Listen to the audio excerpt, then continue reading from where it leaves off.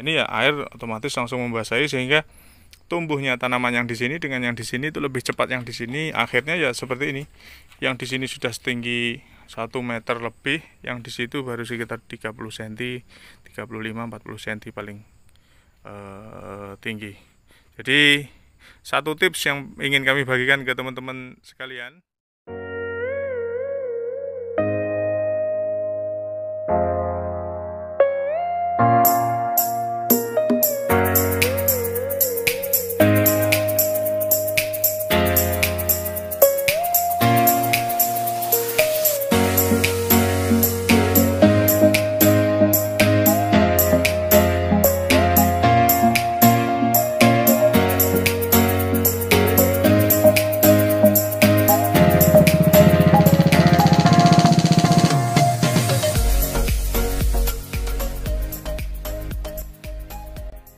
Assalamualaikum warahmatullahi wabarakatuh. Jumpa lagi di channel kami, Keluarga Xmood. Semangat sekali kamu dek sore hari ini. Jumpa lagi ya teman-teman dengan kami, Keluarga Xmood. Semoga teman-teman senantiasa diberikan kesehatan, sehat selalu lah pokoknya. Mudah-mudahan diberikan penuh keberkahan dan dimudahkan dalam segala urusannya. Amin. Sore hari ini tanggal 2 Maret ya teman-teman. Ini sudah memasuki bulan ketiga tahun 2021. Ini kami sore hari ini coba mereview kondisi perkembangan tanaman porang kami yang ada di lahan petak di sini ya teman-teman. Ini beda dengan lokasi yang biasa kami review yang tumpang sari dengan durian. Alhamdulillah ini kondisi tanaman porang yang kami tanam bagus ya teman-teman. Ini yang tunas pertamanya sudah dorman seperti ini, sudah mau dorman. Ini sudah pada mau dorman. Kecil ini. Apa? Iya sebentar. Ini sudah pada dorman sebagian. Ini tunas kedua lanjut, nanti tunas ketiganya insya Allah lanjut.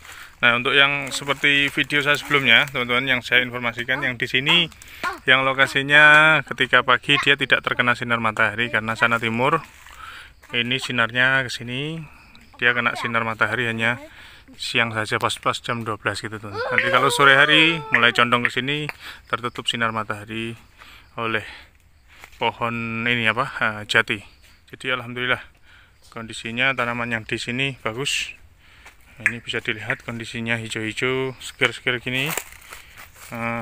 Ya teman-teman, meskipun daunnya tidak lebar-lebar banget seperti yang saya tanam di lokasi di bawah kebun durian, karena di sana memang pupuknya cukup bagus, ikut makan nutrisi dari pupuk yang kami aplikasi ke pohon durian.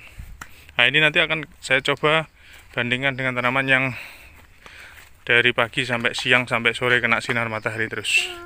Oke ya teman-teman, ini sudah pada dorman. Ini juga sudah mulai mau dorman, ini yang kecil-kecil, tunas-tunas pertamanya. Ini yang ini tunas-tunas keduanya, ketiga, sebelah sini rata-rata seger-seger seperti ini teman-teman. Ya. Kita coba masuk ke lokasi lahan di dalam ya. Ini yang sebelah sini yang dari tanaman umbi-umbi besar. Ini sebagian sudah pada mau dorman, sudah kuning-kuning. Ini yang kecil-kecil ini lumayan lah ya, meskipun nggak hijau banget. Itu yang kuning-kuning rata-rata yang sudah mau dorman, tunas-tunas pertamanya. Ini yang kami kasih jagung. Alhamdulillah tanaman duriannya juga bagus, ini tunasnya bermunculan terus. Nah ini yang di sini yang kami tanam dulu dari katak super juga ya teman-teman. Dari bibit rata-rata isi 80, 70 sampai 100. Cuma karena di sini dulu waktu kami memasang mulsa itu kondisinya pas hujan belum ada. Jadi ketika hujan mulai turun, air itu hanya masuk melalui ini lubang-lubang yang terbuka di sini ya teman-teman, sehingga air tidak cepat membasahi seluruh bedengan, sehingga pertumbuhan porangnya ini lebih lambat dibanding yang nggak kami kasih mulsa teman-teman. Nanti kita coba lihat, kita bandingkan dengan yang tidak kami kasih mulsa. Ini rata-rata yang kami kasih mulsa kondisinya seperti ini ya. Dia belum begitu besar-besar karena memang pertumbuhannya dia agak lambat. Yang kuning-kuning itu rata-rata yang tunas-tunas pertama itu yang sudah mau dorman. Nah, kita lihat yang sebelah sini nih, jagungnya cukup lebat. Subur-subur jagungnya, teman-teman. Itu porangnya yang ada di sela-sela jagung juga lumayan sejuk kalau yang di sini, karena memang di sini ada sedikit naungannya dari tanaman porang. Kita akan coba. Oh, ini sudah ada yang mau dorman juga ini. Wih, kata besar sekali ini, teman-teman. Walah, ini ketaknya besar. Cuma nggak bisa kita ambil dulu. Kita tunggu nanti setelah benar-benar roboh. Yang sebelah sini, nah ini sebagian daun ada kena jamur ya, teman-teman. Nah, ini kena jamur. Jadi yang rata-rata yang di sebelah sini yang tanpa naungan sama sekali, kondisinya seperti itu, teman-teman. Nggak bisa hijau kayak yang di sana tadi. Nah, kalau yang di sini, ini daunnya rusak, ini kena jamur. Ini kalau pagi, nah dia tertutup naungan dari pohon, dari atap ini ya, atap tempat penyetokan pupuk yang biasa kami kasih di sini, simpan pupuk. Nah, ini kalau pagi dia ternaungi oleh ini. Begitu juga yang di sebelah sini yang kemarin kita naungi jagung, kemudian kita lanjut kita kasih naungan paranet, itu juga subur-subur seperti itu. Nah, itu juga yang sebelah sini juga sama. Ini kalau pagi ternaungi sinar matahari, dia kena sinar matahari mulai jam 12 ke atas. Pas di sini sinar matahari, dia jam 12 ke atas mulai condong lari ke sana. Nah, ini kondisinya juga lumayan lah ya. Nah, ini pada kena jamur ini, teman-teman ya. Meskipun nggak semuanya. Nah, yang di sini ini yang kita tumpang sari dengan jagung. Ini alhamdulillah jagungnya cukup subur di sini. Ini yang kami tanam. Tanaman kedua ini kita kasih jagung 2 tongkol ya, teman-teman, supaya usianya lebih panjang, karena ini Maret, April, Mei otomatis sudah mendekati musim kemarau panjang. Harapannya supaya usia jagung yang lebih lama, beda dengan jagung manis. Kalau jagung manis kan sekitar 2 bulan. Nah, ini kalau jagung 2 tongkol bisa, atau jenis jagung lain lah yang bukan jagung manis, ada jagung pertiwi dan lain-lain masih banyak, itu dia usianya bisa sampai 3 bulan.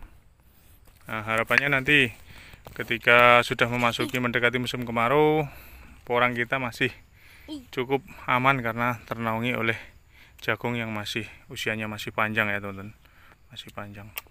Jadi harapannya nanti porang-porang kita aman. Nah ya, bisa kita lihat sini porang-porangnya aman yang di lokasi sini karena jagungnya cukup lebat. Tapi kalau yang di lokasi yang tidak ada jagungnya tadi, lumayan merintih. Lumayan merintih menahan teriknya sinar matahari ya, teman-teman. Insya Allah ini nanti jagungnya berarti dia bertahan sampai ini Maret ya, April ya, akhir April atau awal Mei ini masih baru tua nanti jagungnya. Jadi teman-teman juga yang lain kalau ingin tumpang sari ya silahkan ya, macam-macam jenis tumpang sariannya bisa dipakai. Yang dipakai ya artinya tidak harus jagung, monggo menyesuaikan daerah teman-teman yang lain. Jadi yang suka jagung ya silahkan, yang suka jenis komoditi lain juga silahkan. Kalau jagung usahakan waktu tanaman awal, misalnya pengen jagung manis bisa, jadi pas ketika memasuki Januari curah hujan tinggi, jagungnya sudah kita tebang, porang bisa tercukupi sinar mataharinya selama 1 bulan, karena Januari Februari adalah saat tinggi-tingginya sinar curah hujan. Nah, ketika selama 1 bulan itu ada masa dia tercukupi kebutuhan sinar mataharinya. Saat itulah kita juga sedang menanam tanaman pohon naungan untuk periode berikutnya, yaitu jenis jagung juga. Kalau seperti kami ini jagung jenis bukan jagung manis yang usianya lebih panjang, sehingga harapannya nanti di bulan Maret, April, Mei itu masih bisa bertahan hidup untuk bertugas menaungi tanaman porang yang di daerah seperti kami yang cukup terik panas mataharinya ya, teman-teman. Jadi kalau untuk teman-teman yang lain yang daerahnya adem sejuk ya, pokoknya alhamdulillah enjoy, tenang pokoknya, bercocok tanamnya porang tenang. Nah, ini untuk teman-teman yang daerahnya cukup panas, tetap harus persiapan sedia payung sebelum hujan ya teman-teman. Jangan sampai setelah basah kuyup baru action. Jadi cari payung, pastikan payung disiapkan di awal sehingga tanaman porang kita mudah-mudahan bisa aman selalu. Ini untuk apa namanya, pepayanya juga alhamdulillah bagus ya teman-teman. Nah, ini yang di sebelah sini ini ya lumayan bagus juga. Tidak rata ya teman-teman, karena memang tanaman porang yang dulu kami tanam di kebun satu ini, saya bilang kebun satu karena memang ini daerah sini yang tanpa naungan, pohon besar, beda dengan yang di kebun-kebun yang lain. Ada tanaman duriannya, ada tanaman pepayanya. Ini pepayanya baru kami rintis untuk persiapan di musim berikutnya nanti. Nah, ini juga sudah mantap, ini pepayanya besar. Nah, ini dulu yang kami tanam dari bibit rata-rata 70 juga, 80, 70, 60. Nah, ini sama persis yang saya tanam ukuran bibitnya dengan yang di sini teman-teman, yang di mulsa itu teman-teman ya. Teman-teman bisa membandingkan yang saya tanam di mulsa itu baru seukuran 1 jengkal, ada yang 2 jengkal, yang di sini sudah segini, sudah tinggi ini, sudah sebesar ini ya teman-teman. Oh, bisa dilihat ini. Coba Dek, kamu berdiri di sana, Dek. Di sana. Situ, terus ke situ.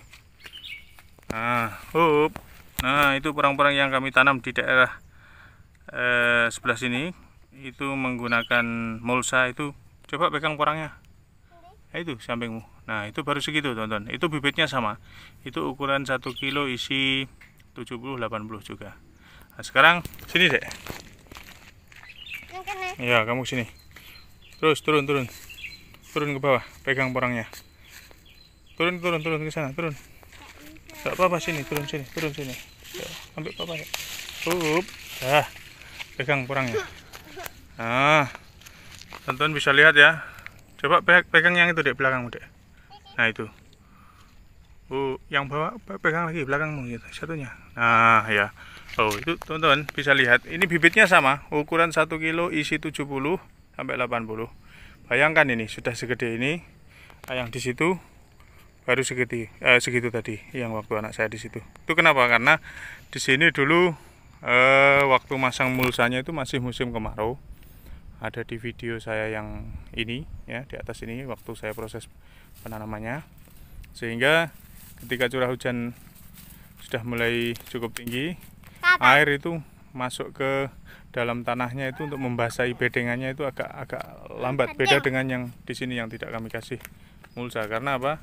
Karena yang di sini ini begitu ada hujan ya air langsung blas masuk membasahi seluruh permukaan ini ya, seluruh tanamannya, yang lahan yang dia ditempati untuk dia hidup. Tapi kalau di situ dia masuknya hanya di lubang-lubang kecil yang tempat masuk, dan di sini tanahnya ini jenis tanah hitam lempung, beda dengan lahan yang kami yang ada tanaman duriannya itu, yang tanahnya itu semu pasir ke merah-merahan itu. Nah, itu daya kapilaritasnya beda antara tanah hitam dengan yang model berpasir. Kayak gini itu air misalnya masuk ke lubangnya, tempat mulsa itu lubang, ya sudah, dia cuma nguplek di situ aja, nggak mau meresap, karena memang modelnya kempel tanah kayak gitu, nggak gampang menyerap air, sehingga air itu nggak gampang membasahi seluruh ini apa namanya bedengan. Beda karena kalau tanah di sini itu merah, seperti yang di lokasi kebun kami yang ada duriannya itu, ya begitu ada hujan, waktu itu kita pasang mulsa meskipun belum hujan, intensitasnya belum terlalu ini, dia tetap air itu gampang masuk. Ketika hujan datang 1-2 kali langsung set kayak spons, dia kayak spons gitu menyerap air. Kalau di sini itu hujan pernah itu saya cek itu sudah berapa kali itu air yang masuk itu hanya membasahi di sekitar 1 jengkal di sekitar lubang, tidak sampai membasahi seluruh ini. Jadi saya pegang itu, saya masukkan tangan saya itu tanah masih kering teman-teman.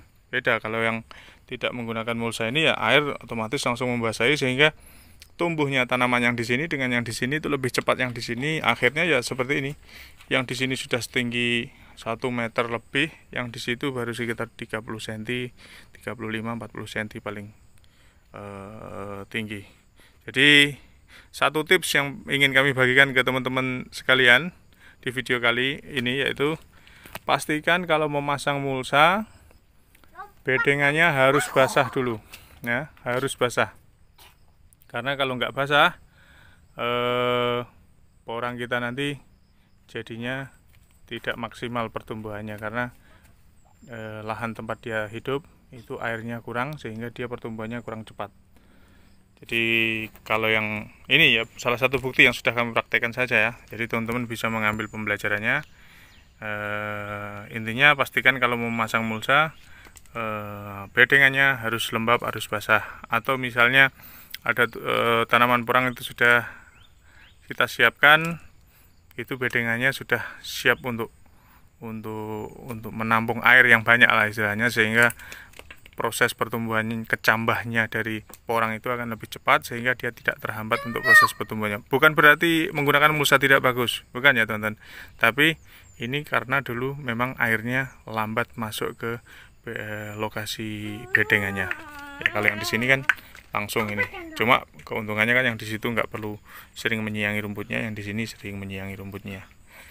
Oke ya teman-teman, ini tips yang kami bagikan di video kali ini. Mudah-mudahan bisa memberikan manfaat. Mudah-mudahan teman-teman yang bercocok tanam di daerah agak panas terik seperti di daerah kami ini bisa mendapatkan pembelajaran dari apa yang sudah kami lakukan dan kami bagikan lewat video kali ini. Ya, kami doakan semoga tanaman porang teman-teman semuanya bisa tumbuh subur, hasilnya bisa maksimal, dan tentunya bisa sesuai harapan nanti untuk pertumbuhan umbi maupun kataknya, sehingga nanti bisa memberikan tambahan nilai ekonomis untuk teman-teman semuanya, dan tentunya bisa meningkatkan kesejahteraan kita semuanya. Oke ya teman-teman, sip. Terima kasih. Sementara sampai di sini dulu video dari kami. Semoga bisa memberikan manfaat dan semoga bisa menjadikan pembelajaran bersama. Salam sukses dan sehat selalu dari kami, keluarga Exmooth. Wassalamualaikum warahmatullahi wabarakatuh.